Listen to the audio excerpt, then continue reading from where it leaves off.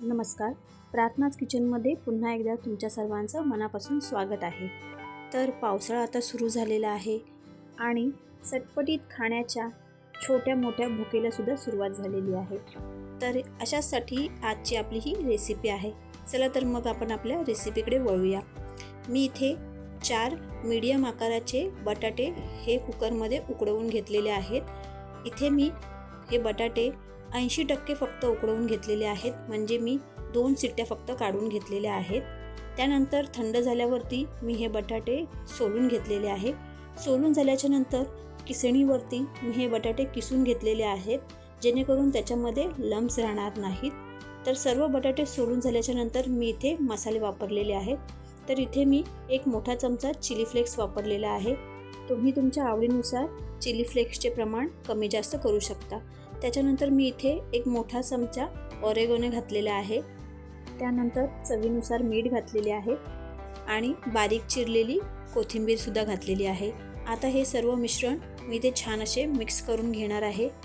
मी इथे मोजकेच साहित्य वापरून ही रेसिपी तयार केलेली आहे, जेणेकरून ही रेसिपी आपण कधीही बनवू शकतो. तर हे पहा, आपले आता मिश्रण इथे मिक्स करून झालेले आहे. त्यानंतर मी इथे बाइंडिंगसाठी पाव वाटी कॉर्नफ्लॉवर इथे ॲड केलेले आहे. कॉर्नफ्लॉवर ॲड केल्याच्या नंतर आपण पुन्हा हे मिश्रण इथे छान असे मिक्स करून घेणार आहोत आणि त्यानंतर त्याचा छान असा इथे गोळा तयार करून घेणार आहोत.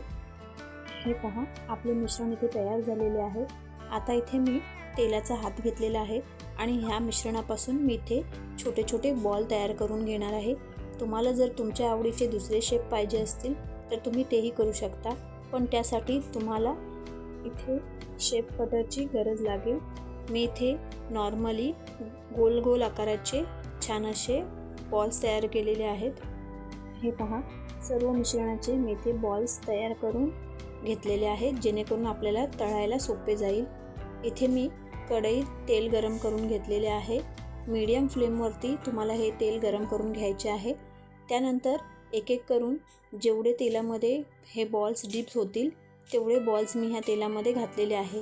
तेल गरम करताना आपल्याला ते मीडियम फ्लेमवरतीच गरम करायचे आहे. हाय फ्लेमवरती जर तुम्ही तेल गरम करून हे बॉल टाकलेत तर आपले बॉल जे आहेत ते आतून कच्चे राहतील. त्यासाठी मीडियम फ्लेमवरती तुम्हाला हे बॉल छान असे सोनेरी गडद रंग येईपर्यंत तळून घ्यायचे आहेत. आणि जेव्हा आपण हे तेलात घालतो ना, तेव्हा आपल्याला ते 2 मिनटासाठी व्यवस्थित असे सेट होऊन द्यायचे आहे. आलटून पालटून छान असे तळून झाल्यानंतर हे पहा, आपले पोटॅटो बॉल्स इथे तयार झालेले आहेत. अशाच प्रकारे बाकीचे बॉल्ससुद्धा आपण इथे छान असे तळून घेणार आहोत. अशा प्रकारचे पोटॅटो बॉल्स लहान मुलांनाच काय, पण मोठ्या माणसांनासुद्धा नक्की आवडतील.